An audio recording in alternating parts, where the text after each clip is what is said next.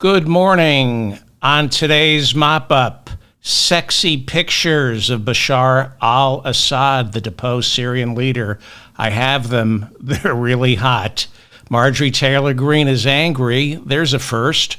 Bernie Sanders rips Jeff Bezos, a new one and an old one. Prince Andrew is in free fall. He's single and needs a place to sleep. Is Donald Trump deporting TikTok too? ABC tells Donald Trump we're sorry 15 million times. And one of my heroes, Congresswoman Cori Bush, says farewell to Washington, D.C. I'm sure she returns.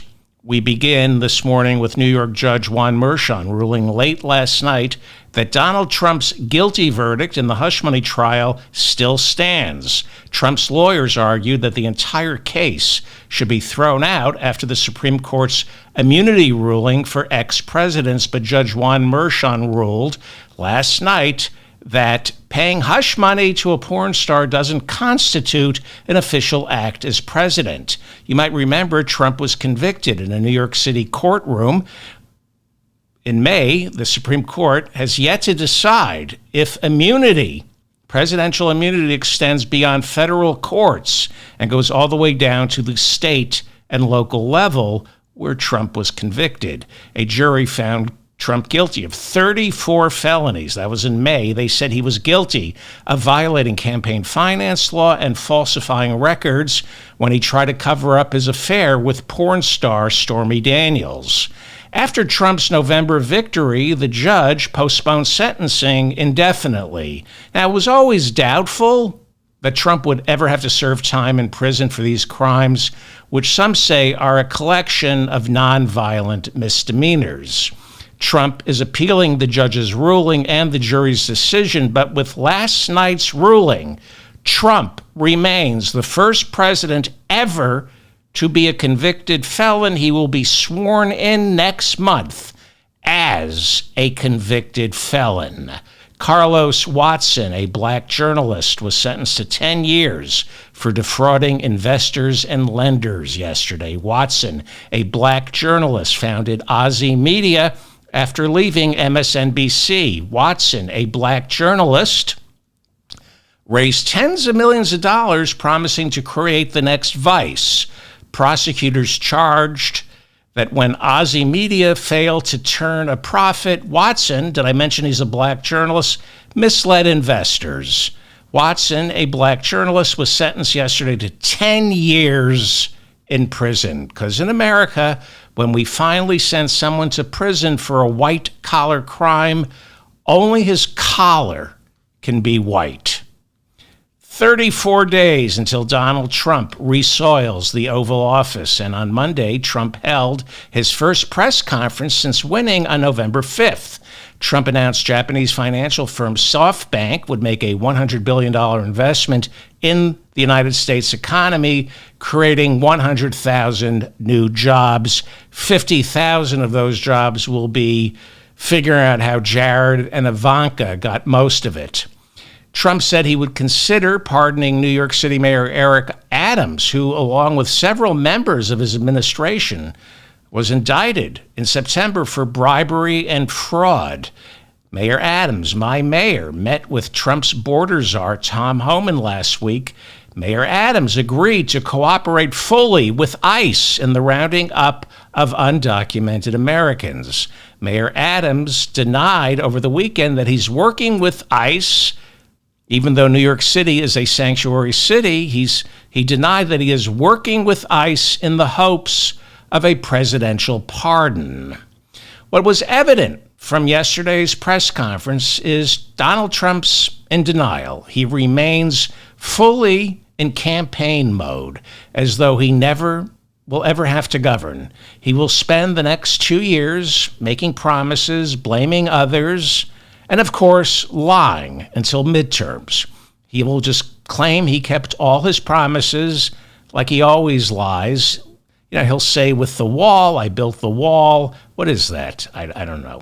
Anyway, Trump promised his first 100 days would be focused on cutting taxes and cutting the red tape for America to produce more clean coal, because that's what we need, clean coal, to protect, 4,000 jobs in West Virginia?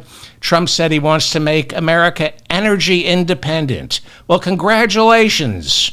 You're not even president yet, and already we're energy independent for the past 4 years.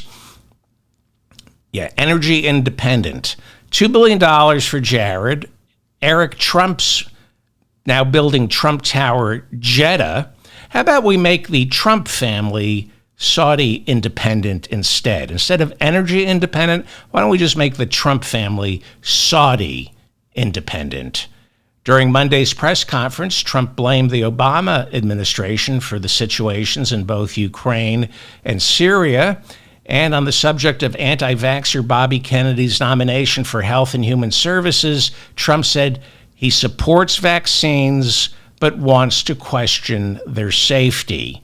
After new video surfaced of Bobby Kennedy saying he opposes vaccines for measles, Marjorie Taylor Greene immediately came to his defense saying, quote, "I fully believe vaccines cause autism," unquote. Marjorie Taylor Greene yesterday said, "I fully believe vaccines cause autism," unquote. Well, I guess that settles it.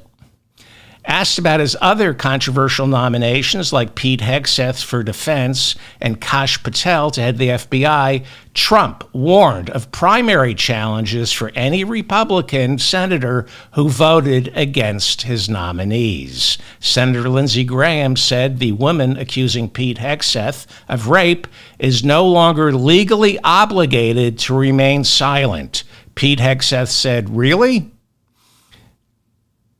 Apparently, Lindsey Graham announced that Pete Hegseth has released the woman from her NDA, which means she could end up testifying during Pete Hegseth's confirmation hearings. Then Lindsey Graham described a dream he's been having where he's Peter Pan and the big and strong Pete Hegseth is Wendy, who keeps patting him on the bum. Trump said during Monday's press conference, he plans to follow through with the campaign promise he's been making to pardon the January 6ers. Lindsey Graham said he is opposed to Donald Trump's promise to prosecute members of Congress who served on the January 6th committee. Lindsey Graham said, unless, of course, Trump follows through with that promise, in which case I'll be all for it. Trump said during the press conference that Biden is wrong for his recent decision permitting Ukraine to attack Moscow with U.S. weapons. Trump believes the U.S. weapons are for Ukraine and therefore should be dropped on Ukrainians. Then Trump told the people asking him questions, quote, "We have to straighten out the press. Our press is very corrupt, almost as corrupt as our elections." He said all the reporters who won Pulitzers for their reporting on Russiagate don't deserve their prizes and should return them. Trump then threatened to sue the Des Moines Register for a poll it released on the Sunday before Election Day, showing Trump losing that state by 3 points to Kamala Harris. Trump said the poll was fake and election interference, and he's suing. Trump said privatizing the post office is, quote, "not the worst idea." Well, actually, the worst idea is another 4 years of Donald Trump. That would be followed by mixing Drano and shards of glass into a smoothie and then drinking it, followed by the third worst idea, privatizing the post office. Yes, let's privatize the post office and get all that corporate know-how we've grown accustomed to from, companies like United Healthcare, which is an exemplar of efficiency. On Monday, a teacher and student were shot dead at a private Christian school in Wisconsin. The shooter ended up killing herself. Yes, the shooter was a she. I'm not sure what the significance of the shooter being a woman is, but I'm pretty sure publicity trollop Congresswoman Nancy Mace will figure out a way to blame the transgender community. You might remember Congress passed legislation that Joe Biden signed this year, banning TikTok, and that new law goes into effect January 19th. Trump called for the banning of TikTok during his first term, but this year he said he opposed banning TikTok. What happened?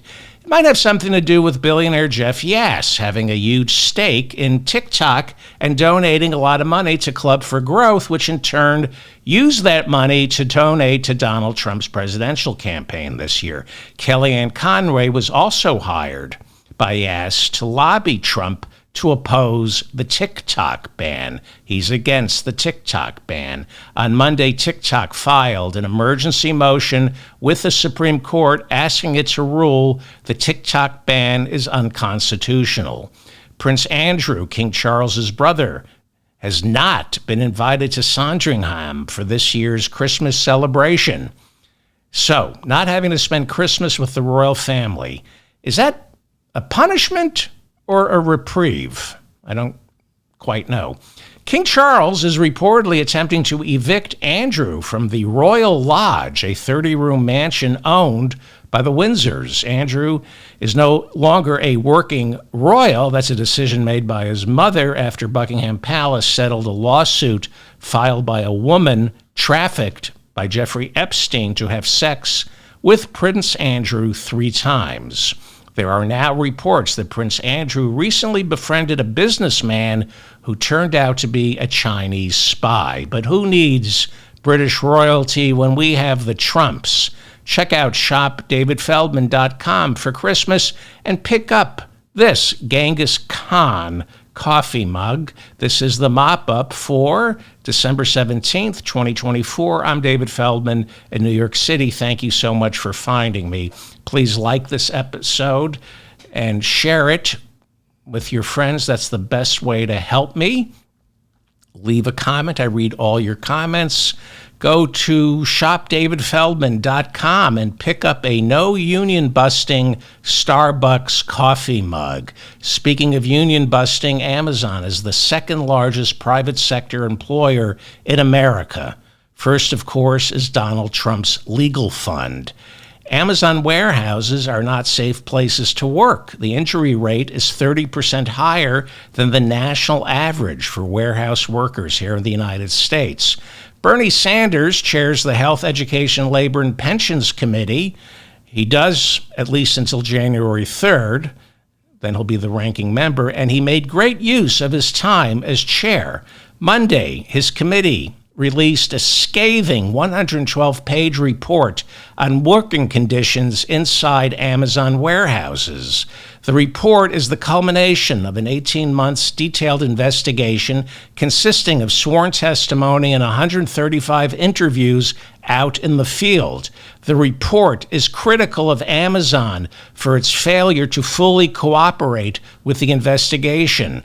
The report concludes that Amazon prioritizes profits and speed over the safety of its own warehouse workers. The report concludes that the Amazon workplace is a, quote, culture of fear. The report charges that Amazon is underreporting the number of injuries on the job inside their warehouses. It details the lengths Amazon goes in order to increase worker productivity, measuring every movement of their employees meticulously, all at the expense of their privacy. Workers are punished for taking too many bathroom breaks or stopping too long just to catch a breath. The report says workers with disabilities often end up fired since Amazon has no interest in accommodating their needs. Jeff Bezos, the founder and executive chairman of Amazon, lives on a diet consisting entirely of gold and silver coins and is said to be worth $250 billion. That's after the divorce. Imagine how much wealthier he would have been if he wasn't so repulsive and his wife didn't want out of the relationship. Just one more coin. They're so delicious. Just 34 days until Donald Trump resoils the Oval Office. His inauguration falls on Martin Luther King Day, so in honor of that holiday, Trump will take credit for freeing the slaves. Jasmine Crockett Democrat from Texas, said of Trump's inauguration, quote, "Seems like the worst place to spend Martin Luther King Day." She said she's not going. Congresswoman Ilhan Omar, Democrat from Minnesota, said she will attend Martin Luther King events instead of the inauguration. Congresswoman Delia Ramirez, a Democrat from Illinois, said she won't attend because it's not going to be safe at the inauguration for a Latina woman. When asked by Axios if he was boycotting Trump's inauguration, Senator Bernie Sanders said, quote, "Is that the burning issue of the day?" Good answer.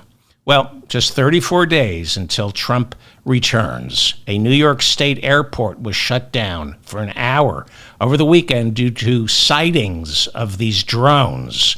The governors of New Jersey and New York both expressed concern and demanded explanations from Washington. Former Republican governor of Maryland, Larry Hogan, who lost his bid last month for Senate, said he personally spotted dozens of drones flying over his home.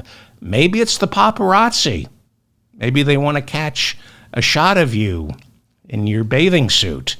This is an actual picture Hogan took of one of the drones. Hogan.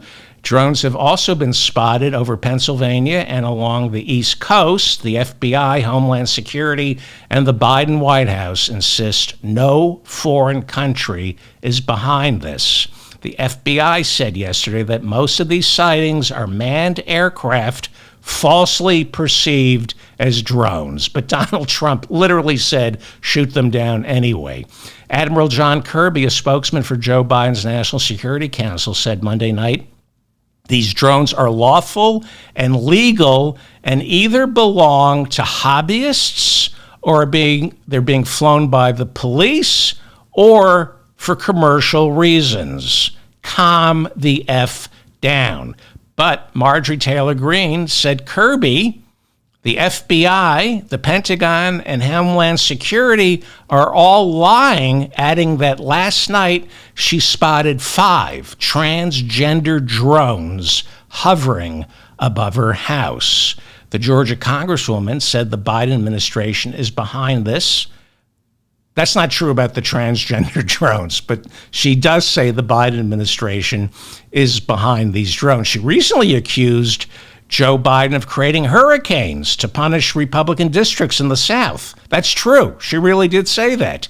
She said the government is in control of the drones and refuses to tell the American people what is going on. Watch this. Marjorie Taylor Greene has the worst breath in Washington. Nobody can explain it. It's sulfuric. Everybody complains about her breath. They don't want to get near her because she's rotting on the inside, on the outside. Look how powerful Marjorie Taylor Greene's breath is. Watch what happens when she breathes on this drone. See, it just crumbles. That's how powerful her breath is. It's just very stinky. We have late breaking news. Marjorie Taylor Greene is now accusing Joe Biden of controlling her menstrual cycle. That's not true. She didn't say that.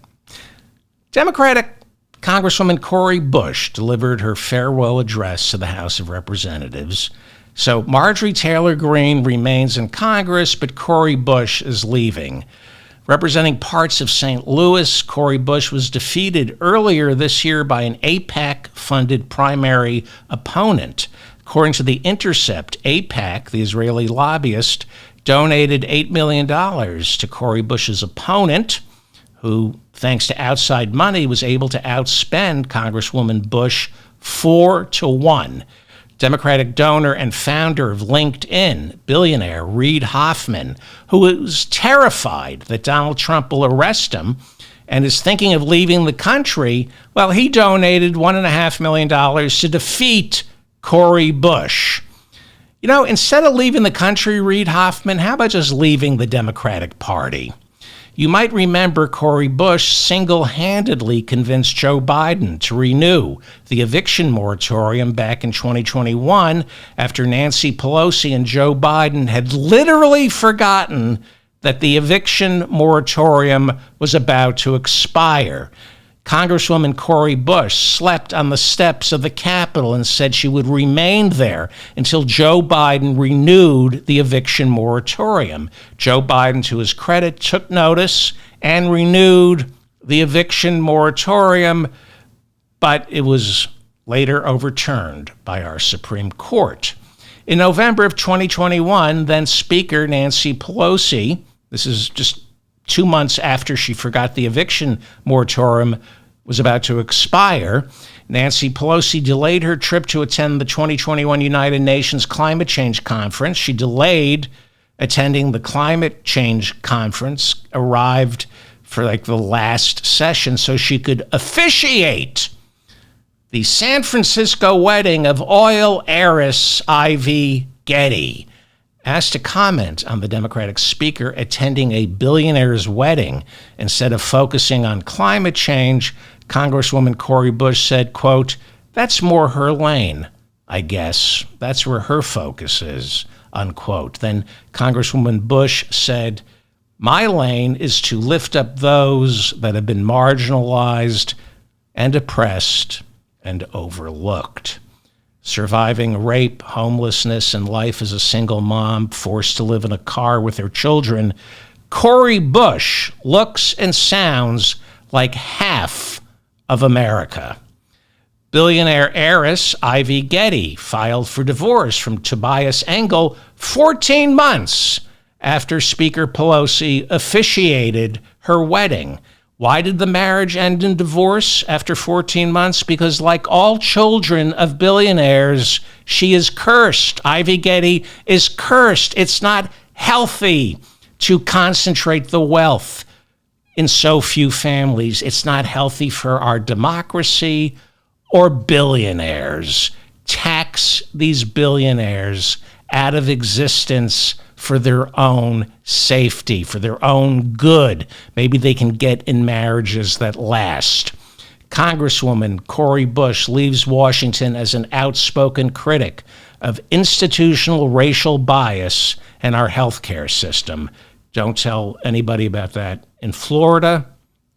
Don't say that in Florida. You can get arrested saying there's institutional racial bias in our healthcare system. She authored the People's Response Act to address police brutality and gun violence, but it never passed. I have no doubt she will be running again in 2026. My advice to the Israeli lobbyists, AIPAC, and the billionaires is stay out of Missouri's 1st District. Cori Bush is the Democratic Party, not you. This is the mop-up for December 17th, 2024. What the hell is that? I'm David Feldman in New York City. Thank you so much for finding me. Please share this episode with your friends. The only reason I have an audience is because of my audience. This is a grassroots effort. I'm all alone. It's just the only people helping me are Robert Smigel and Sam Cedar, and it's just me. If you want to help out, go to Shop David Feldman and buy some of that worthless crap I'm selling over there that you don't need. This is Cassidy modeling my Still a Democrat t-shirt. This is my favorite. It's the coffee mug. It's Donald Trump in Edvard Munch's The Scream.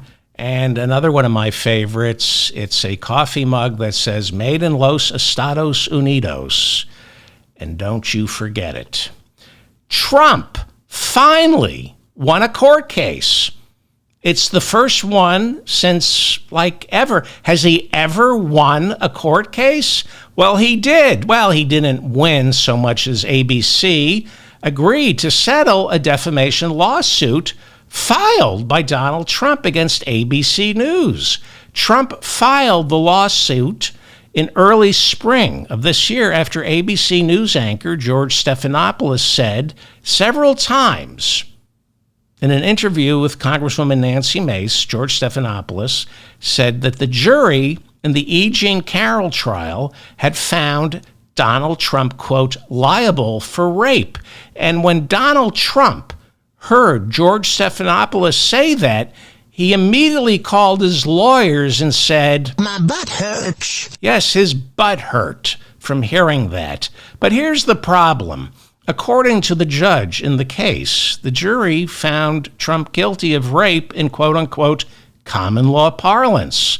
They should have never, ABC should never have settled this. Headline from the Washington Post, July 19th, 2023. Headline, Judge clarifies, yes, Trump was found to have raped E. Jean Carroll. The judge put into writing twice that by any reasonable definition of rape, as most people in America and the world understand it, lawyers for E. Jean Carroll proved to the jury that Donald Trump raped her.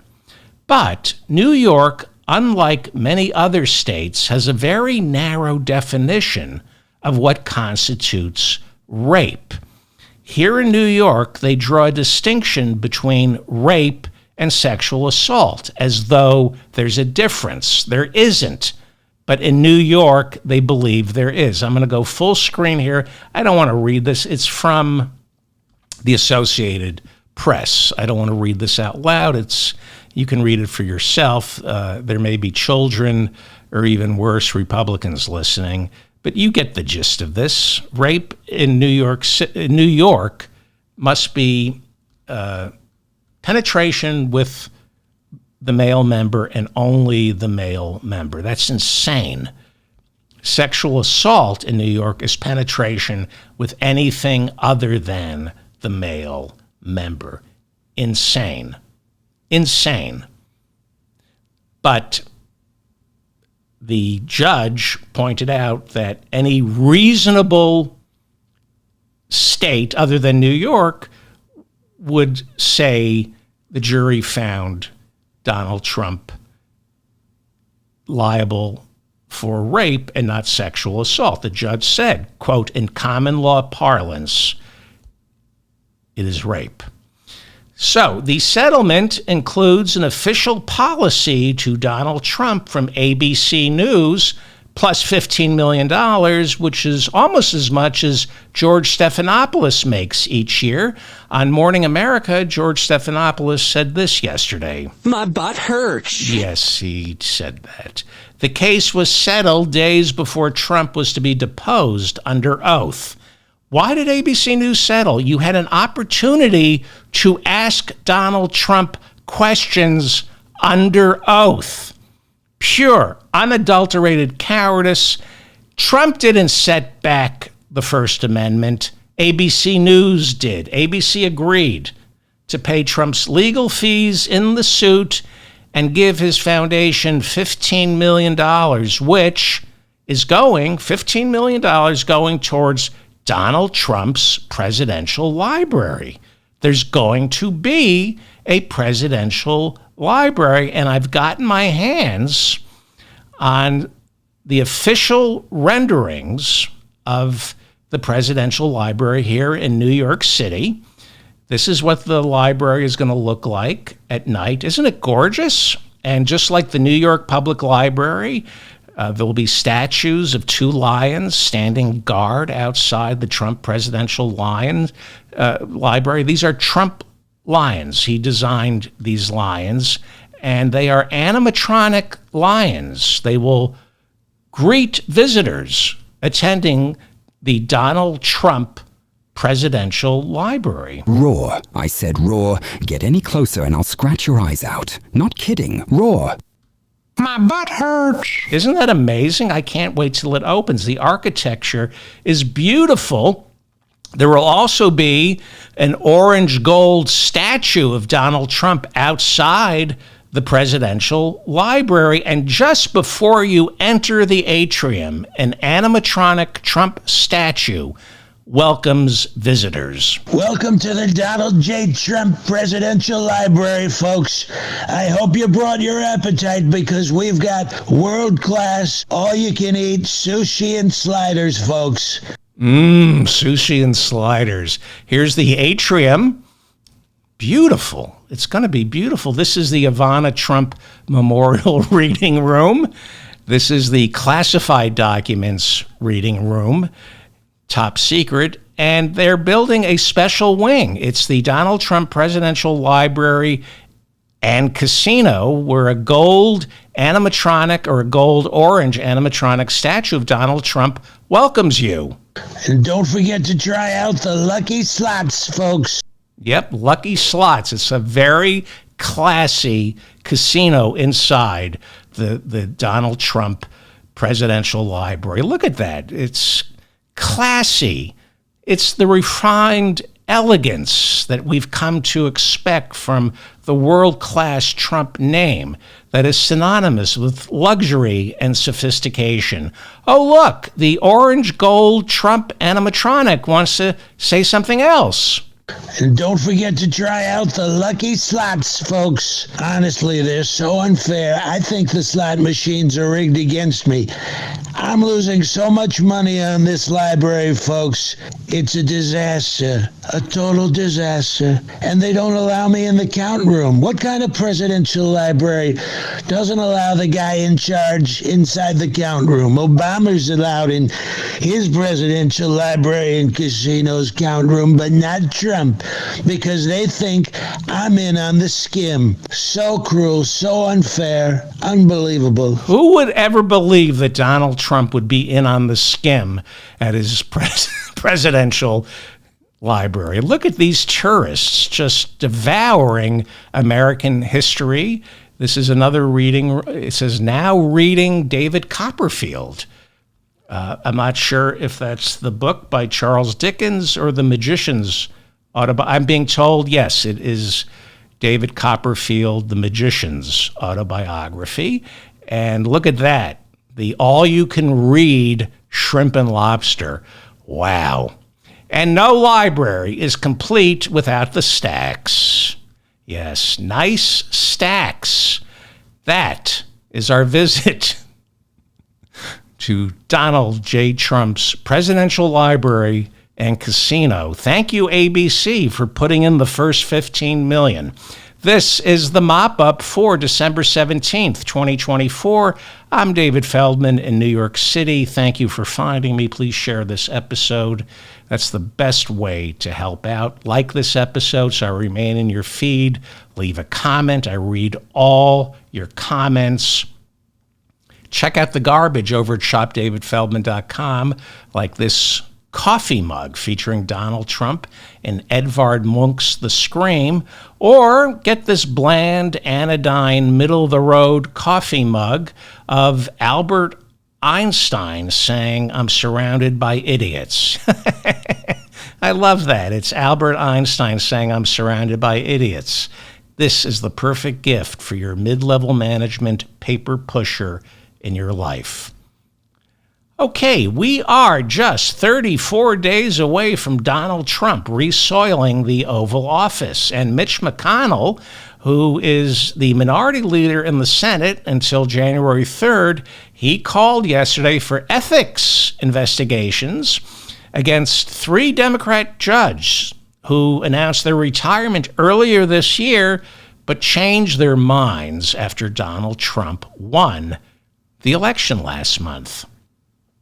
According to the Constitution, federal judges are nominated by the president and must be confirmed by the Senate. This country currently has a shortage of federal judges, which is creating an enormous backlog. It's been 20 years since Congress responded to America's growing population. It's been 20 years since Congress passed a bill increasing the number of judges serving in our courts. The United States has grown by 50 million people since 2004. So clearly, we have a shortage of federal judges. The number of federal cases pending or still unresolved or waiting trial, the number has doubled since 2004. So the democratically controlled Senate this year passed the Judges Act. That would be in August. The Senate passed the Judges Act. It's a bipartisan bill that would create more than 60 judges over the next 10 years. And it's bipartisan because they're laddering appointments. They're laddering them. The Judge Act would allow 3 separate presidents, each to fill 20 new seats every 4 years. After 10 years, they would get to 60. That's every 4 years. So that's assuming you get a new president every 4 years. But either way, every 4 years, whoever's president would add 20 new judges.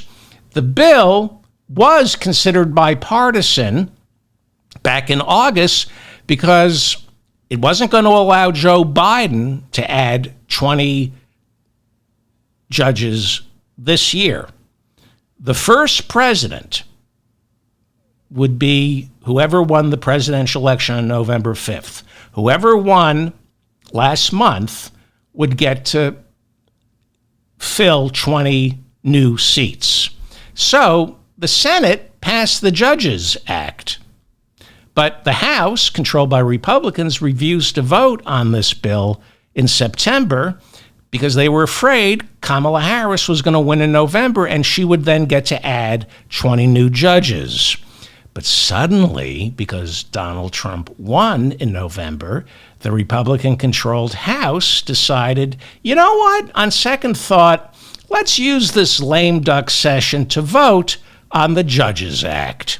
Democrats immediately called foul. Jerry Nadler, the ranking Democrat on the House Judiciary Committee, said the bill was originally bipartisan when it was voted on before the election because nobody knew who the next president would be.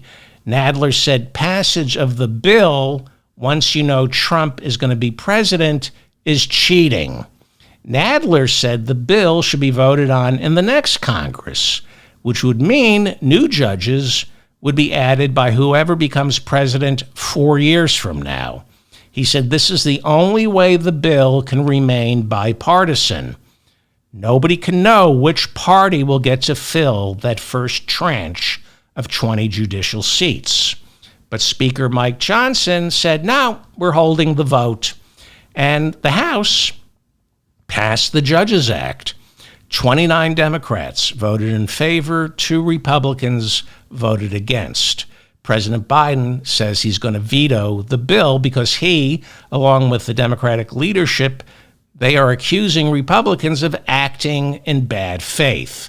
The GOP was only for the bill after Trump won, when they knew he would get to pick the 20 judges. The bill will be vetoed, and the GOP Congress next year won't vote on it because there's no guarantee Republicans will control the Oval Office in 4 years. There's no guarantee that a Republican will be president to fill those judicial seats. So federal courts will continue to be backlogged. It's one of the reasons we have a problem at the border. We don't have enough immigration judges. This is the Republican Party. Things are only fair when they win. And by the way, what happened to voter fraud? Where were all those millions of migrants who Donald Trump and Elon Musk insisted were pouring into swing states to cast their ballots for Kamala Harris? We were being told by Donald Trump and Elon Musk that Joe Biden was busing migrants up to Pennsylvania, to Michigan, to Wisconsin to vote for Kamala Harris, non-citizens voting. How come Trump isn't calling for an investigation into that? What happened to all those non-citizens voting? Maybe they voted for Trump. Maybe they voted for Trump. They want to be thrown out of this country, so they're voting for Trump. This is the mop-up for December 17th, 2024. You're looking, well, you will be in a second. There we go. You're looking at the Appeal to Heaven flag standing outside Speaker Mike Johnson's door. Appeal to Heaven flags were carried into the Capitol on January 6, along with Confederate flags. Also known as the Pine Tree flag, it offers the false promise, the Appeal to Heaven flag, offers the false promise that God has ordained the right of American citizens to participate in a revolution when their rights have been trampled upon. That's why it was carried into the Capitol on January 6. The flag, an Appeal to Heaven flag, has been appropriated by Christian nationalists, white Christian nationalists, who feel their rights as white Christians are being trampled upon, which is why they are ordained by God to revolt. For nearly a decade, this flag has been the calling card of a Christian nationalist pastor named Dutch Sheets. Dutch Sheets. He is considered by some to be the spiritual leader for many of the January Sixers. There are some, I don't know if this is true, but there are some who have accused Pastor Sheets of egging some of the insurrectionists on that day via a speakerphone that he had phoned in. There are some who are saying that. Pastor Sheets says the Appeal to Heaven, or an Appeal to Heaven flag, symbolizes God's plan to restore America to its Christian roots. And there it stands outside Speaker Mike Johnson's door. Take a good look at that. An Appeal to Heaven flag right outside Speaker Mike Johnson's office door. The same flag that was carried into the Capitol on January 6th. Well, you're going to see some Appeal to Heaven flags if you attend the Trump inauguration. Judge Samuel Alito's unhinged wife, you might recall, flew an Appeal to Heaven flag back in 2020 to protest Joe Biden's election and inauguration. If you're attending the inauguration, well, I'm not going to sell you an Appeal to Heaven flag, but I will sell you an Appeal to D's Nuts flag. Yes, conquer the 7 mountains of D's Nuts. Go to shopdavidfeldman.com and proudly fly an Appeal to D's Nuts flag. Well, it's been 2 weeks since South Korean President Yoon Suk-yeol briefly declared martial law and ordered troops into his country's parliament to block lawmakers from overturning his decision to declare martial law. The military failed to seize parliament. They kind of chickened out, and his declaration of martial law was immediately rescinded. South Korea's defense minister and the army chief who led the soldiers towards the parliament, those 2 military men resigned.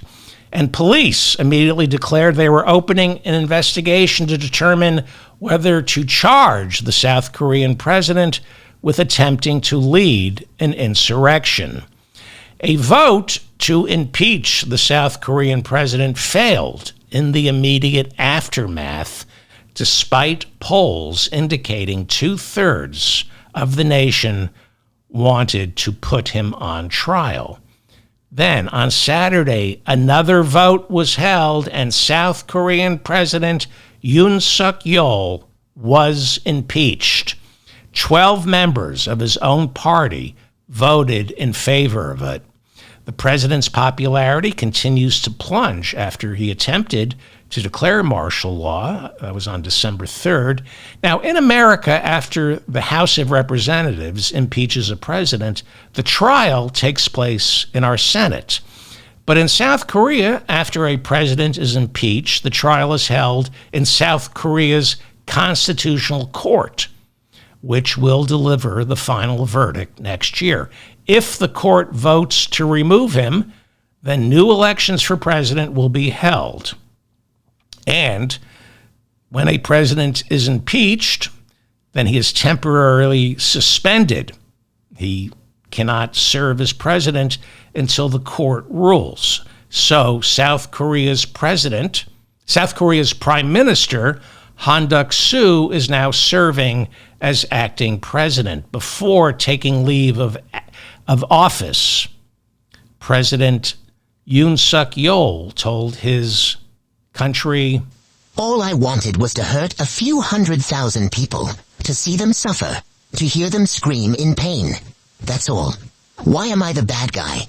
Just because I want to watch people slowly bleed?" Yeah, I don't think that's him. Somebody's goofing with my machine. Well, as promised, new racy photographs of deposed Syrian leader Bashar Al Assad in his underwear have cropped up on the internet. Many of the photographs were looted from his palace right after he fled the country for Moscow, and they just put up on the internet. I've got my hands on some even racier photos. These are pictures of Bashar al Assad in Moscow during the dead of winter, walking around Red Square in just a banana hammock and red heels. Here he is during a debriefing with his benefactor, Vladimir Putin, trying to explain where it all went wrong. Putin then took Assad outside and made him juggle fire while singing the theme song to Moesha. That seems kind of cruel. Why would he do that? Then when it got dark, Putin brought Assad back inside and made him juggle fire in a private VIP suite while members of Putin's household staff pleasured themselves. Then it was back outside into the wintry night, more fire juggling while Vladimir Putin pleasured himself. And finally, it was midnight. Vladimir Putin grew bored and sent Assad back to his room. J.D. Vance, any thoughts? My butt hurts. I'm David Feldman, reminding you to stay strong and protect the weak. This has been the Mop-Up for December 17th, 2024. Please share this with your friends. Hit the like button so I remain in your feed. I read all your comments. Please leave a comment. If I made any mistakes today, let me know. If I made any mistakes, like doing the show, let me know. And check out the garbage over at shopdavidfeldman.com. Why not buy the new Trump 28 coffee mug? Steve Bannon said yesterday that Donald Trump should be allowed to run again. It's not too soon to get a Trump 2028 coffee mug. My nephew Leonard took my credit card and printed up 500 David Ferdman Show hoodies, 500 David Ferdman Show coffee mugs, and 500 David Ferdman Show t-shirts. He got most of my name right. I mean, it's just one letter he got wrong. He deserves a biscuit. You might want to pick up Trump's coffee mugshot. That's an actual mugshot of convicted felon Donald Trump. It's a mugshot on a coffee mug. And, of course, the Rudy Giuliani coffee mugshot. It's a mugshot on a coffee mug. And if you want to break my heart, pick up my bestseller. It's a chef's apron with the words, "I hope you're in the mood for diarrhea." This has been the Mop-Up for December 17th, 2024. I don't know what those things flying are. I don't know what they are. Thank you to Mila and Bob, and I don't know if my nephew Leonard, I think he might be moderating the chat room. Thank you all for keeping the conversation civilized in the chat room. I read all your comments. Subscribe to this channel, please. Please subscribe to my newsletter. Thank you to Robert Smigel for doing the voice of Donald Trump today. And what else? No show tomorrow. I'm going to do a show Thursday at 2:30 a.m. Thank you so much. Stay angry.